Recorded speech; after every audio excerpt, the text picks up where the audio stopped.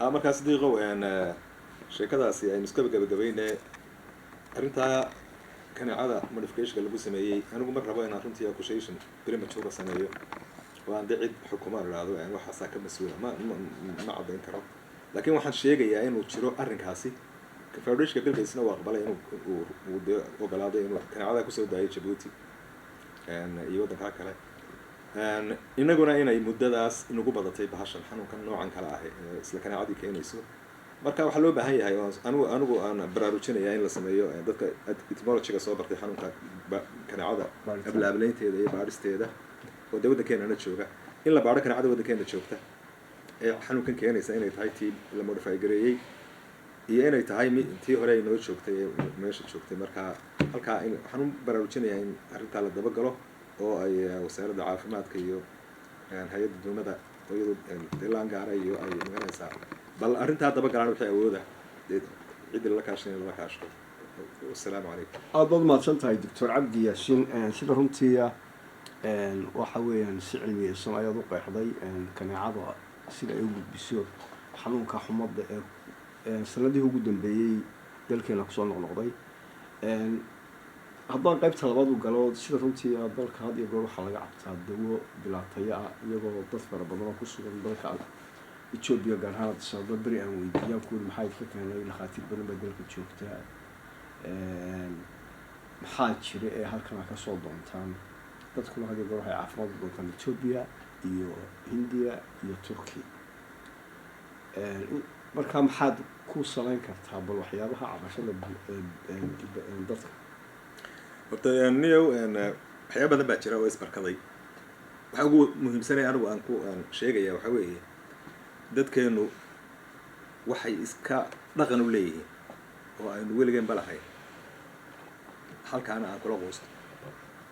kula quusto kelmad la yidhaahdo maamaadana ku jirtaa intii uurku biklaada ku habo marka dadkeenu qofka marka ay hadday burco keenaan oo wiig xanuun kala wadwado oo dhakhaatiirta gacanta ku haysta uu ladnaa waxa odhanaya waarba hargeysa la qaatay hargeysana geeye way la ordayaan hargeysa geenayaan hargeysa markuu wiig kala joogo hadduu ladnaa waayana waxay odhanayaan ku ladnaa waayo Soomaaliya waxba laga qaban kari waayo Ethiopia geeyno aakhirka India la geenaya marka waxa meesha taala waxa weeye patient xanuun bukaan badan oo terminal waxaan uga jeedaa bukaan badan oo xanuunkiisu kansar ah ama wax la mid ah oo aan xanuunkiisu wax ka qabasho lahayn oo meeshii la geeyay bataba wax laga qaban karay oo ku fogaaday xaalad fogaaday ayaa la keenaya cusbitaalladeena marka uu ladnaa waayana India la geenaya isagoo terminal ah dabadna India ku dhimanaya dabadna caseska meesha tagaa gidigood waa cases terminal ah ama 80% waa cases terminal ah oo kuwa halkan jooga dhakhaatiirta waddankeena joogay kuwa Ethiopia joogaba sheegeen inuu dacaal waayahay oo aan waxba ka qaban karay marka halkaa uu ku dhahay hadhoon waxa loo dhakhaatiir India waxay noqotay xabaalihii Soomaalida oo Soomaalida ba isku dar oo laakiin waxa weeye qofkii awalba uu dhiman lahaa waqtigiisa baa dhamaaday qof aan waqtigiisa dhamaanana ma dhinto marka India wax kala ma qabtee Soomaalida cusbitaaladooda wax kala ma qabaane qadarkaas sidan oo dadku way dhimanayaan oo dadku inay xabaashiisa ka qoran Ilaahay baa ugu talagalay halkaan xabaashiisa ka qoran laakiin waxaan ogahay anigu inay dadkeenu la ordaan patientka waana ka war sugin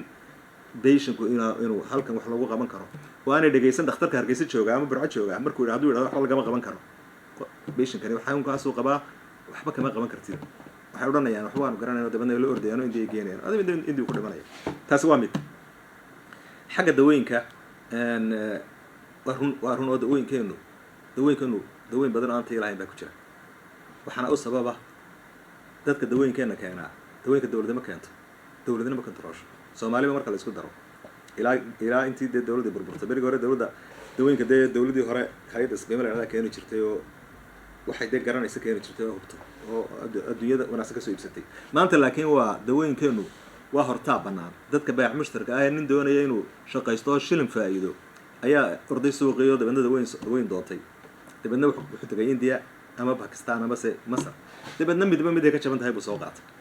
ilaa isagu barafad buu doonayaa dawada qaaliga iibsan maayo dunidan imika saddexaad dunidan imika dawooyinka sameeyay dambana waxay u badan yihiin inay dawooyinka iyagu si looga iibsado ay nin walba jeebkiisa maxaa ku gooya ay ku isticmaalaan marka qofkii lacag yar sitana mid raqiis oo dawada ku jirtaaba 20% tahay ayay u sameynayaan ninkii lacag haystana waxay u sameynayaan dawo 100% dawa inta waxa laga helayaa dawo isku mid ah oo penicillin oo kala ah oo Norway taala oo Norwegiga ama se Germanka lagu isticmaalo si caadi oo shaqada u qabata iyo islayadii oo isla kambanigi sameeyo burca taalo 20% wax taray dambiga yaale dambiga waxa la qofkan soo iibsaday ganacsada ayaa tan doortay dambiga waxa kale oo la kambanigan labada nooc sameeyay qof walba jeeb isagu doonay inuu lacagtu la hadhay bani aadamnimada iyo aan eegaynin waxan cid control marka waxa dee meeshii ka maqan quality controlka wadankeena ayaan gaarin heer ku control ama dee aan ogaanba karayn badda dawooyinka waxay ka soo galayaan baa su'aala meel walba ay ka soo galayaan wadankan xuduud xiran ma laha meel walba laga keenayaa marka dee meel ugu tagaan ay ku controlaanba aad loo garan maayo haddii helaana qalab wanaagsan oo lagu ilaaliyo heli maayaan haddii ay qabtaanna xitaa mararka qaarkood waxa dhici karta inaan implementation ba jirin oo qofkii dawadiisii markuu dawadii haddii la qabto intuu laalaab sameeyo marba uu siir hebel hebelaayo kaliya u tago la sii daayo laa ninka wixiisa ninka ganacsada wixiisa waa lagu duulaan iyo reer hebel baa la doonaya wax hadee lamid ah lagu hadlo marka Soomaali dhibaatadaas haysato awoodii way yar tahay controlkii iyo xuduudihii way yar yahay implementationkina wuu yar yahay oo way adag tahay si wax loo implement gareeyo marka inta marka la isku daro dawada wadankeena timaada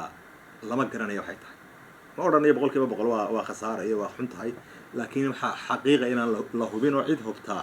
aan jirin way jiraan kambani anagu aan aqaano dawo wanaagsan keeno oo deergeysa jooga ama burca jooga laakiin se su'aashu waxa weeye control ma jiro wanaagsan dabadeedna wixii doonaa dhici kara marka taan intaas ka baxaya waayahay doctor aad iyo aad baad mahadsantahay laakiin maxaad kula talin lahayd dawlad ahaan iyo dad ahaan intaba maadaama aad taabatay halka ay ka jirto dhibaatada waxaan kula talin lahaa ganacsatada dawada keenaysa marka hore ma badankoodu isla u badan yihiin ma hadda aqoon laho waxaan dee cilmiga dawooyinka garanaya oo aqoon leh wadadu lacag doonayo baa mushtari ayay u badan yihiin dad waxaan soo bartay ma waxaan oran lahaa iyaga horta ilaahay ka baqo waxa qof bani aadana waxa lagu isticmaalayaa waxa u keenaysaa wax rasmi ah ahaado de hadii kale aad u badheeday weey hadaad u badheeday weey hadaad u badheedin oo lagu qiyaamay ama aqoon dara ku geysay ma garanayo inkastoo iyada ku dhaweedo hadaad garanayeen inaad gasho baan ahayn marka iyaga waxaan oran lahaa war ka daay dawladda waxaan oran lahaa awoodda controlka badiya ma oranayo de cunaa iskaga duubo waxa la yiri ganacsigeenu waa xoro qofkii dawada keenaya dawada cid ma keeni karto ma oranayo hadda la yiraahdo laakiin sidii cidda keenaysa la controlka hala badiyo quality controlku ha shaqeeyo implementation kuna ha shaqeeyo hala burburiyo wixii waxaan ogahay waxa dawooyin badan la burburiyay laakiin waxaan ogahay dawooyinka la burburiyay inay u badan yihiin qaar ninkii laha keenay oo way dhaceen iga guba xaqiiqdu waa sidaa weey marka dawladda waxa laga doonayaa inay golayaal sharci adag ka soo saaraan waxa laga doonayaa inay madaxweynaha iyo golaha wasiiradu ay isku baraarujiyaan in hawsha gacan bira lagu qabto oo dadka dhibaatada gaaraysa way badan tahay gacan bira lagu qabto oo meel looga soo wada jeesto dawladda oo dhan uga soo jeesto meel uga soo jeesto waxaan waa naftii weeye ma hada wada ku dheer raashika kamid ah cuntada kale la cunaya kamid ah waxa la ismarinaya iyo speakerska balaayada waxa la isku cadeeyaa kamid ah boqol wax oo hanfulaba ama se dib laba wadankeena la keenay bacda kamid ah balaayo dhan baa la keenay marka waxa la keenayo oo dhan ee dadka dhibta ku leh ee dawladda inoo soo jeesato ay dawladdu xooga saarto quality-ga wadankeenu imka wuu ka dhismay xaggii quantity marka la eego dawladdeena way istaagtay waa dhismaheedii wuu kacay dadka dhismayaashii iyo